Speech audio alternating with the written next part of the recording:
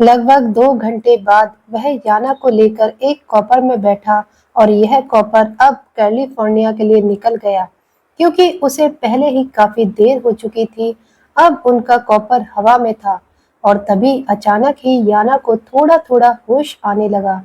याना ने जब धीरे से अपनी आंखें खोली तो खुद को राका की बाहों में देखकर उसकी आंखें हैरानी से फैल गई। वह कुछ समझ पाती उसने खुद को हेलीकॉप्टर में हवा में देखा। उसकी आंखों के सामने राका के किए हुए ऑनर किलिंग का सीन घूमने लगा। उन जिन्हें याद करके वह घबराते हुए जल्दी से राका के सीने पर हाथ रखकर उसे खुद से दूर करने की कोशिश करते हुए चिल्लाकर बोली, छोड़ दो मुझे, छोड़ दो, you murderer, you bloody murderer, जाने दो मुझे। और याना के मुंह से यह शब्द सुनकर राका के चेहरे का ऑरा एक बार फिर कोल्ड हो चुका था। उसने गुस्से से याना के जबड़े पर अपनी पकड़ मजबूत करते हुए अपने दांत पीसते हुए उसकी आंखों में आंखें डालकर कहा, क्या कहा? फिर से कहो।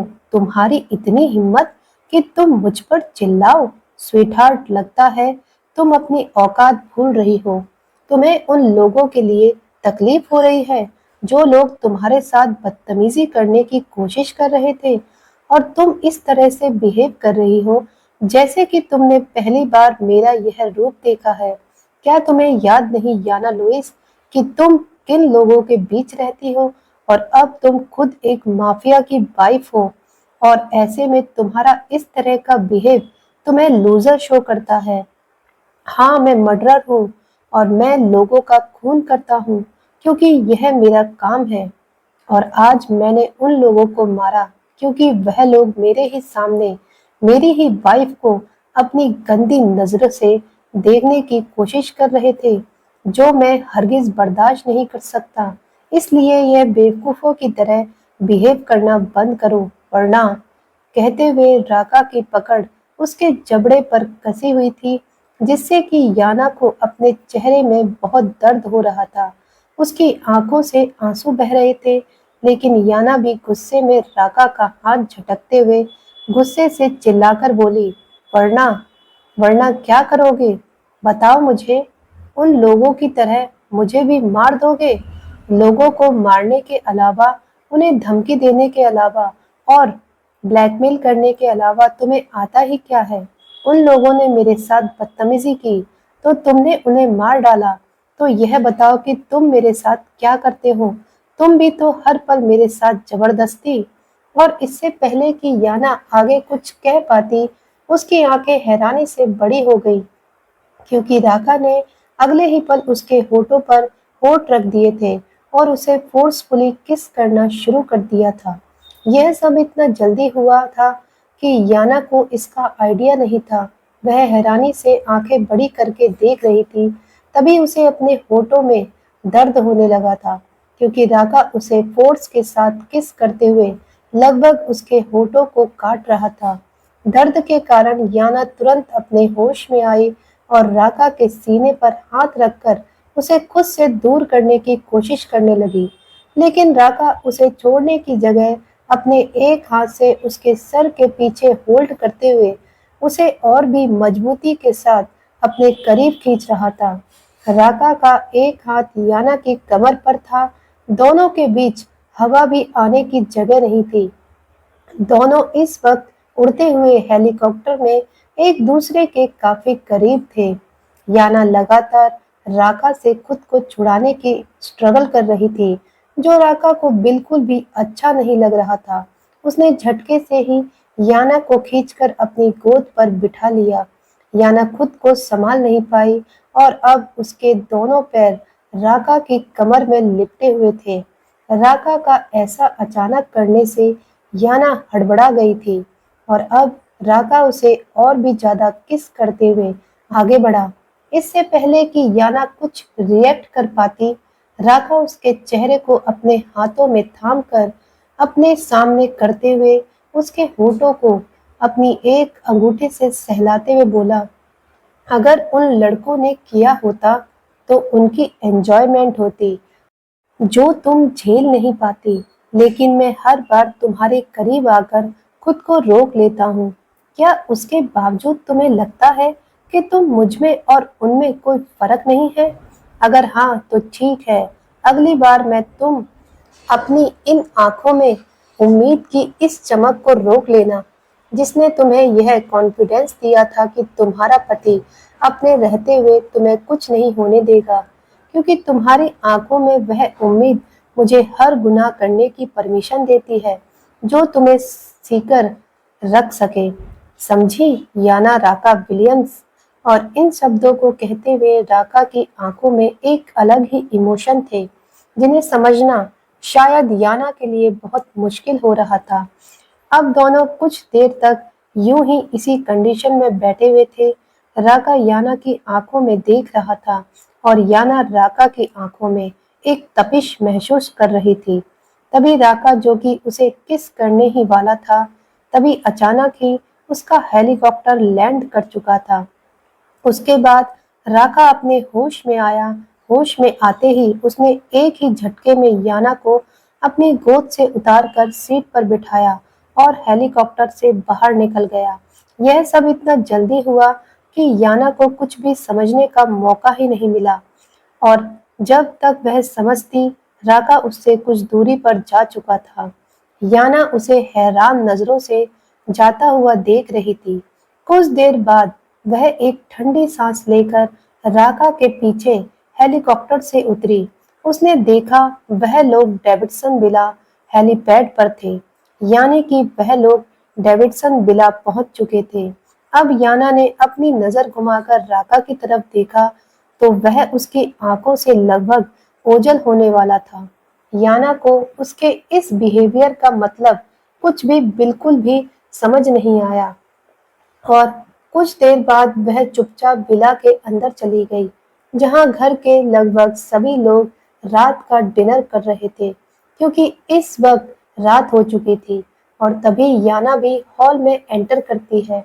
अपने सामने याना को देखकर ऐना ने उसे आवाज देते हुए पूछा, याना, अब कैसी तबीयत है तुम्हारी? यह सुनकर याना ने अपने चेहरे पर एक फीकी सी मुस्कान लाते हुए कहा, मैं ठीक हूँ आंटी। ठीक है, तुम जाओ अपने कमरे में फ्रेश हो जाओ। मैं तुम्हारा डिनर कमरे में ही भिजवा देती हूँ। ऐना के इतना कहने पर याना चुपचाप वहां से चली गई, और तभी आशी कंफ्यूजन से याना को जाते हुए देखकर ऐना से सवाल पूछती है, याना को क्या हुआ था मॉम, जो आप उसकी तबीयत के बारे में पूछ रही हैं? आशी के पूछने पर ऐना ने मुस्कुराते हुए जवाब दिया, तुम्हें नहीं पता, याना प्रेग्नेंट है। वह बहुत जल्द माँ बनने वाली है। और ऐना के मुंह से अचानक यह सुनकर आशी, नताशा और घर के बाकी सभी लोग हैरान रह गए। तभी नताशा हैरान होते हुए बोली, प्रेग्नेंट? वह भी सिर्फ 4 दिन में? मॉम, लेकिन ऐसा कैसे? आपको इस बारे में कैसे पता? नताशा के यह सवाल पूछने पर ऐना ने मुस्कुराते हुए बताया, 3 जवान बेटों की माँ हूँ मैं। लड़कियों के सिस्टम देखकर ही बता सकती हूँ कि वह प्रेग्नेंट है। कुछ दिनों में याना वोमिटिंग कर रही थी। उसे हल्के चक्कर भी आ रहे थे, और जब राका ने अचानक उससे शादी कर ली, तभी मुझे समझ में आ गया था कि जरूर कुछ गड़बड़ है। तभी रॉकी हैरान होते हुए बोला, अरे वाह, यह राका का बच्चा तो बहुत छुपा रुस्तम निकला।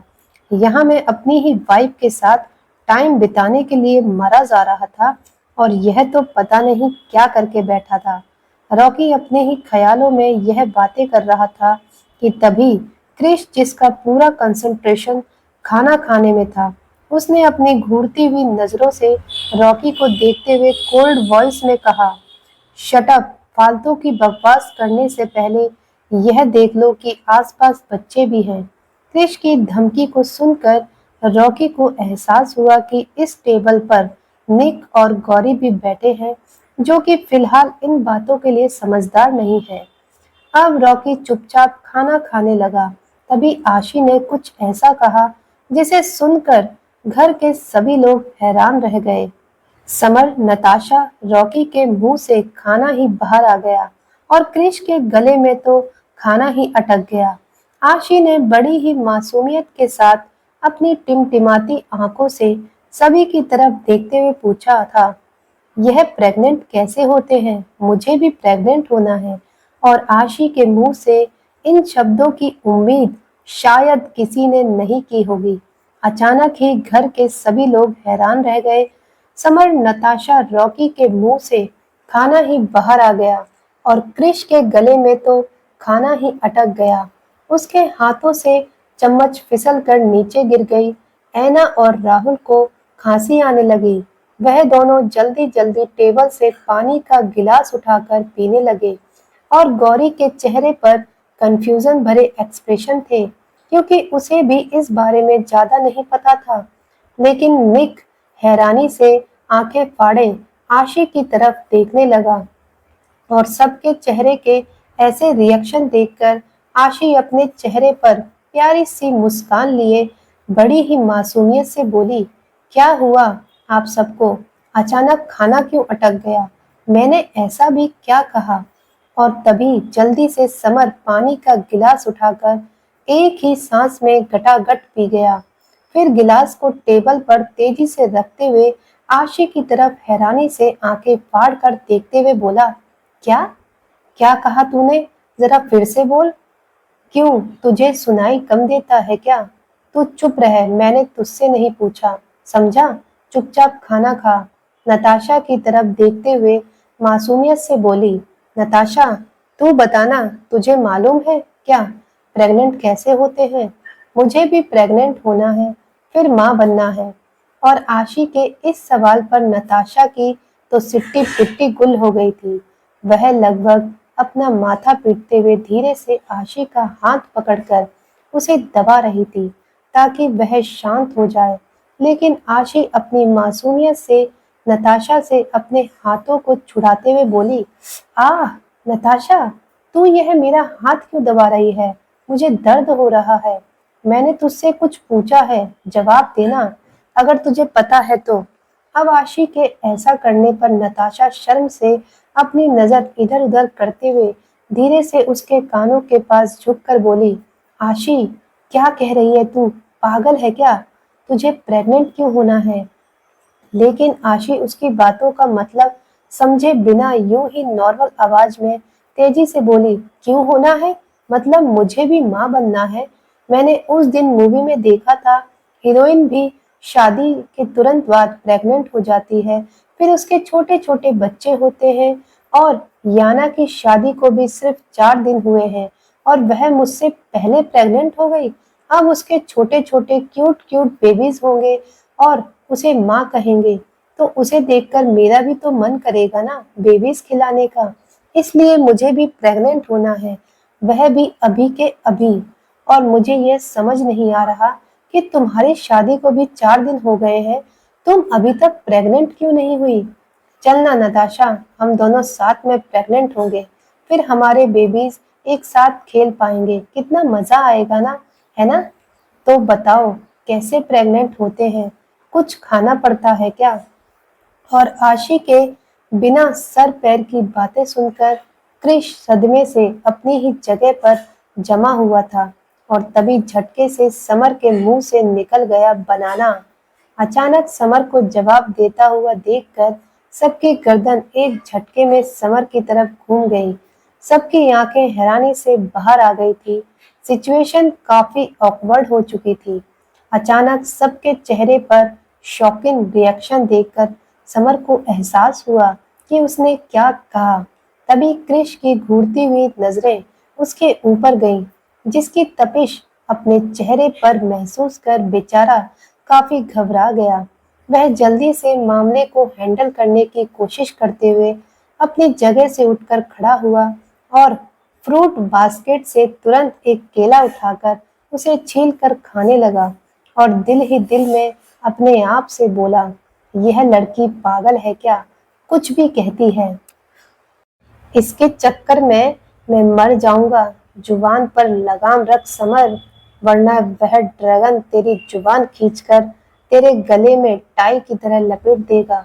वैसे आज पता नहीं क्यों मुझे उस बेचारे की हालत पर तरस आ रहा है।